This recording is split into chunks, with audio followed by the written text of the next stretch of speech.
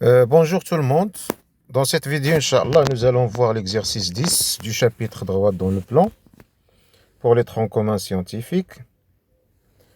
L'énoncé de l'exercice, le voilà. Donc, ABC, nous avons un triangle ABC et j'ai 3 points. Le premier point est défini par et le milieu de BC. Donc, j'ai fait une figure. ABC, un triangle et le milieu de BC. G, le point défini par l'égalité AG égale à 3 sur 2 AB. Donc, pour représenter G, nous devons diviser AB sur 2 et prendre à partir de A 3 parties. Donc, AB divisé par 2, la première partie, la deuxième et la troisième pour avoir le point G. Pour le point K, CK égale à moins 1 sur 4 AC. Donc, nous allons diviser AC sur 4, comme vous le voyez ici. Diviser par 4 et aller prendre une partie à partir de C dans le même sens de CA. Donc, à partir de C, dans le sens de CA, nous allons prendre un quart de CA ou de AC. Donc, c'est le point K. Alors, dans cette figure, dans cet exercice, nous allons considérer AB ou bien AABAC comme repère de référence.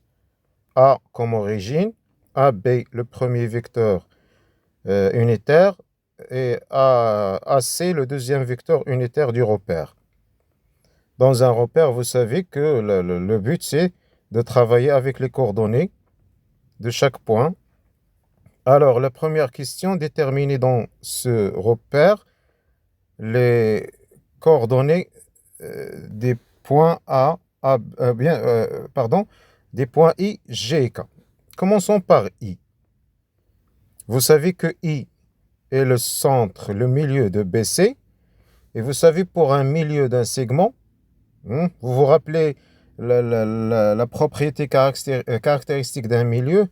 Si nous avons un segment AB ou bien BC et le milieu de BC, alors pour tout point M du plan, nous avons MB plus MC égale à 2 fois MI. C'est une propriété intéressante pour le milieu, pour exploiter le milieu, pour travailler avec le milieu d'un segment.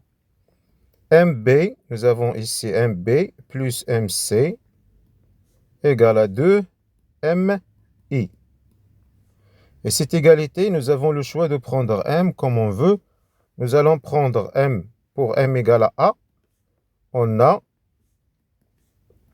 AB plus AC égale à 2 MI. Alors, le but, c'est d'écrire, c'est pas MI, c'est A, c'est AI. Pour avoir les coordonnées d'un point dans ce repère, par exemple un point M quelconque, nous devons écrire AM, l'origine de repère c'est A, AM égale à un nombre fois AB, plus un nombre Y fois AC. Comme ça, XY, c'est le couple des coordonnées de M. Dans notre cas, nous allons essayer d'écrire A en fonction de A, B, A, C. Donc, nous devons multiplier par 1 sur 2 pour avoir AI égale à 1 sur 2 AB plus 1 sur 2 AC. Et comme ça, nous avons I, les coordonnées de I, c'est 1 sur 2, 1 sur 2. Les coordonnées du point I sont 1 sur 2, 1 sur 2. Passons au point G. Nous avons AG égale à 3 sur 2 AB. AG, attention. Nous avons AG égale à 3 sur 2 AB. Et bien sûr, plus 0 AC. Et comme ça, nous avons les coordonnées de G sont 3 sur 2 comme abscisse et 0 comme ordonnée. Passons au point K. Pour le point K, nous n'avons pas d'écriture directe en fonction de A, B, A, C. Nous avons CK égale à moins 1 sur 4 AC. Alors, par châle, nous allons introduire le point A.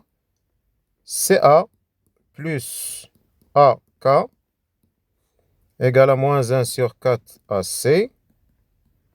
Donc, AK est égal à moins 1 sur 4 AC plus AC.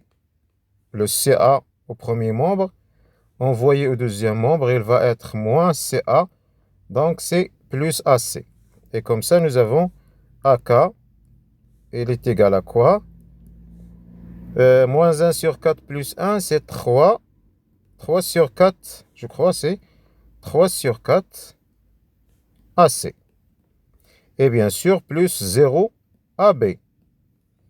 Comme ça, nous avons les coordonnées de K sont 0 pour l'abscisse et 3 sur 4 pour l'ordonnée.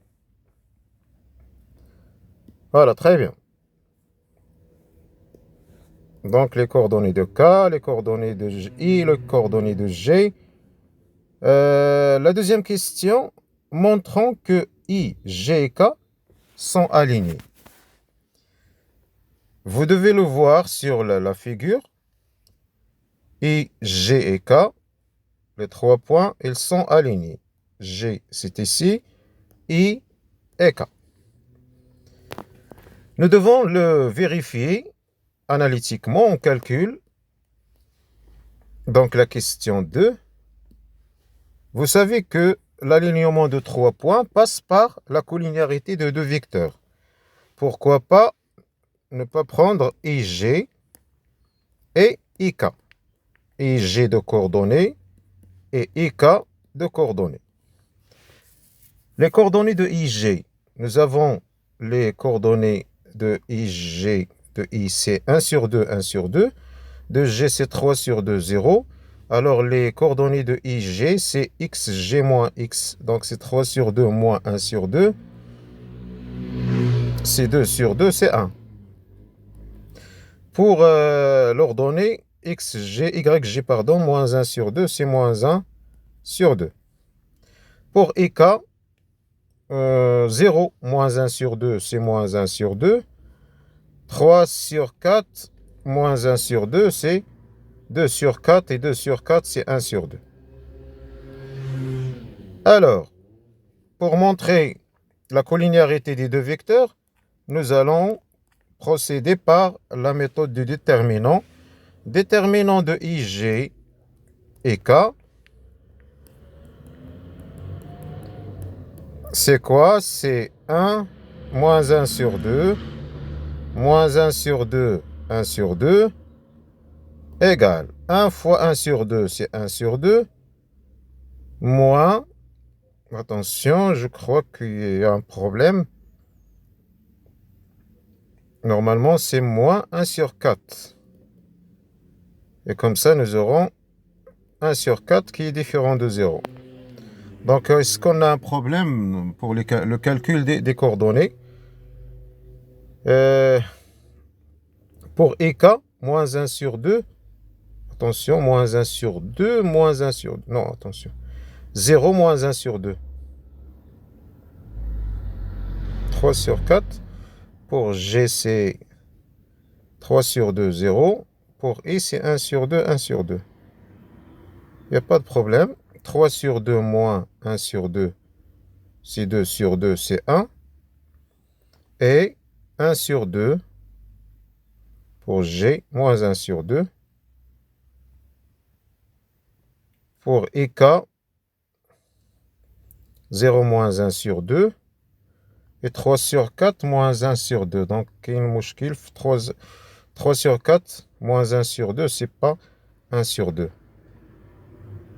3 sur 4 moins 1 sur 2, c'est 3 sur 4 moins 2 sur 4.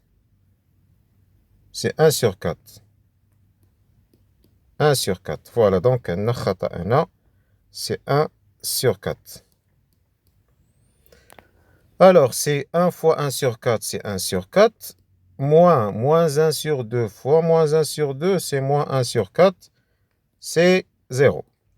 Et comme ça, si le déterminant est égal à 0, alors IK, IG et IK sont collinières. Voilà. Comme ça, si les vecteurs sont collinières, donc I, G et K sont alignés. Voilà, c'est très clair. Donc, l'alignement des points, vous le savez déjà, l'alignement de points, de 3 points, passe par la formation de 2 vecteurs et de l'étude de la collinéarité des 2 vecteurs par le déterminant. Donc, les vecteurs sont collinières, alors les droites, les supports, les directions des vecteurs sont parallèles. Et deux droites parallèles avec un point commun, ils sont identiques, donc I, G, K appartient à la même droite. Passons à la question 3. Déterminer une représentation paramétrique de la droite IG.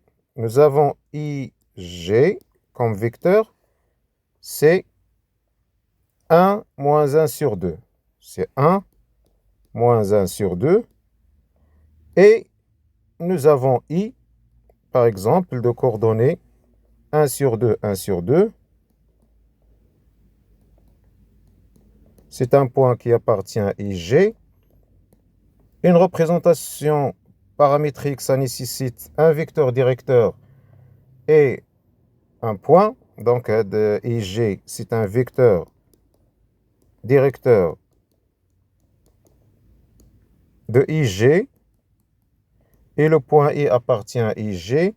Donc, directement, le système représentant la représentation paramétrique, représentant la droite, c'est X égale et Y égale. X égale à quoi?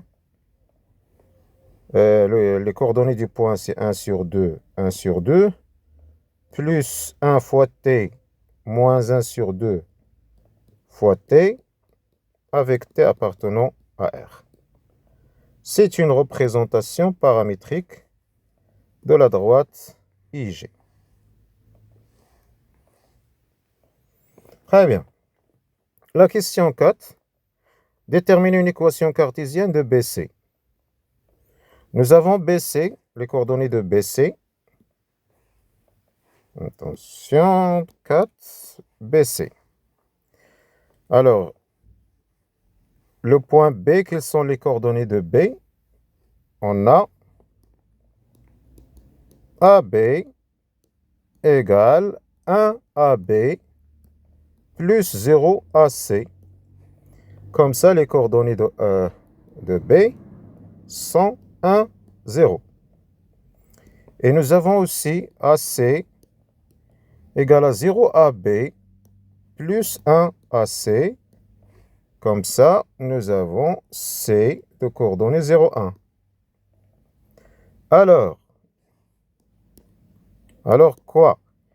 Le vecteur à la droite BC passe par... On peut choisir B ou bien si vous avez le choix. Si on prend par exemple B de coordonnées 1, 0 et dirigé, nous avons besoin d'un point et d'un vecteur directeur et nous allons choisir BC comme vecteur directeur. BC c'est 1. 0 moins 1 c'est moins 1 et 1 moins 0 c'est 1. Donc, le système représentant la droite BC, la représentation paramétrique. La question nous demande une équation cartésienne. Donc, l'équation cartésienne, nous avons plusieurs méthodes de le faire. On va choisir la dernière méthode qu'on a vue dans les exemples précédents. Si on a un vecteur directeur, c'est qu'on a les coefficients AX, donc D, bien PC. Le coefficient de x, c'est quoi? Moins BA. Pour BC, c'est moins BA.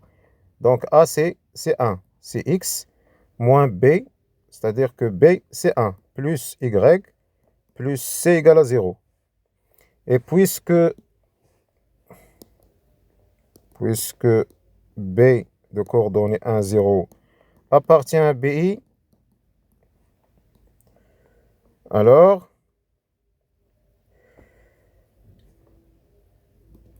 on remplace dans l'équation 1 pour x et 0 pour y. Comme ça, nous avons 1 plus 0 plus C égale à 0. Donc, C, c'est moins 1. Enfin,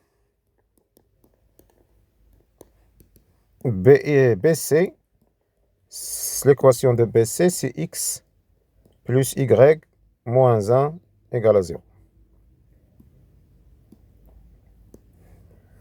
Voilà. Pour la question 4. Pour la question 5, montrer que BC et G sont 50. Montrer qu'ils sont 50. Nous l'avons vu déjà, donc de droite pour montrer qu'ils sont 50, il suffit d'étudier la collinéarité de leurs vecteurs directeurs. Et la collinéarité des vecteurs directeurs, ça passe par un simple calcul du déterminant. Si les nuls, ils sont parallèles. S'il n'est pas nul, ils sont 50. Alors, le vecteur directeur de BC, pour la question 5, nous avons BC, BC, où il est BC, moins 1, 1. Et le vecteur directeur de IG, nous avons IG. C'est quoi IG? IG, c'est 1 moins 1 sur 2. 1 moins 1 sur 2. Et le déterminant de BC et IG, c'est moins 1, 1 pour BC et 1 moins 1 sur 2 pour IG. Donc, c'est moins 1 fois moins 1 sur 2, c'est 1 sur 2. Moins 1 fois 1, c'est 1. C'est moins 1 sur 2, c'est différent de 0. Alors, BC et IG comme vecteurs ne sont pas collinéaires. Ne sont pas collinéaires. Et s'ils ne sont pas collinéaires, alors leur direction BC et IG ne sont pas parallèles. C'est-à-dire BC et IG sont 50.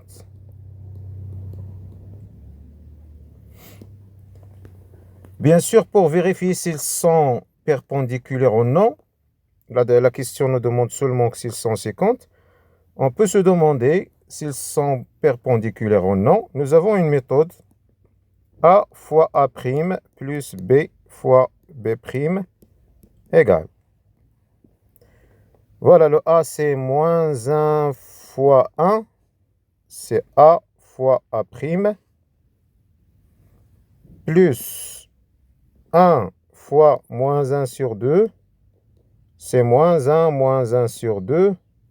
C'est moins 3 sur 2. Différent de 0. Alors, BC n'est pas perpendiculaire avec IG. Ils sont 50 sans être perpendiculaires. Et même on peut se poser la question, quel est le point d'intersection? Pour avoir le point d'intersection, on peut par exemple utiliser ou bien résoudre le système. Le point d'intersection, quel est le système qu'on va résoudre? Le système qui contient l'équation cartésienne x plus y moins 1 égale à 0 de BC et la représentation paramétrique de IG, x égale à 1 sur 2 plus t, x égale à 1 sur 2 plus t, et y égale 1 sur 2 moins 1 sur 2 t. 1 sur 2 moins 1 sur 2 t. Et vous savez qu'un tel système passe par remplacer x et y par le paramètre t dans l'équation. Donc pour x, c'est 1 sur 2 plus t. Pour y, plus 1 sur 2 moins 1 sur 2 t, moins 1 égale à 0. X égale à 1 sur 2 plus t, y égale 1 sur 2 moins 1 sur 2t. Donc cette équation, ce système admet une solution. Si la première équation admet une solution avec t. Donc continuons la résolution de la première équation. Nous aurons plus t moins 1 sur 2t, c'est 1 sur 2t. 1 sur 2 plus 1 sur 2, c'est 1. Moins 1. Donc le 1 sur 2 plus 1 sur 2, c'est 1. Moins ce 1, c'est 0. Donc il nous reste ce produit égal à 0. Et si le produit est égal à 0, alors t, c'est 0. Et en reportant cette valeur dans x, nous aurons x égale à 1 sur 2 et y égale, bien sûr, 1 sur 2 en remplaçant t par 0. Comme ça, le point d'intersection des droites BC et IG, c'est exactement le point I.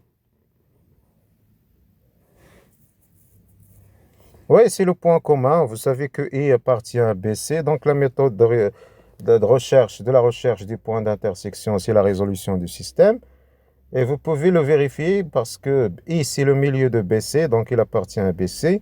Et I, il appartient évidemment à IG, donc c'est un point commun. Ils sont 50 et exactement au point I. Voilà, c'est tout pour cette vidéo, Inch'Allah. On se verra pour la vidéo prochaine, la vidéo de l'exercice 11. Inch'Allah. Donc à la prochaine. Là,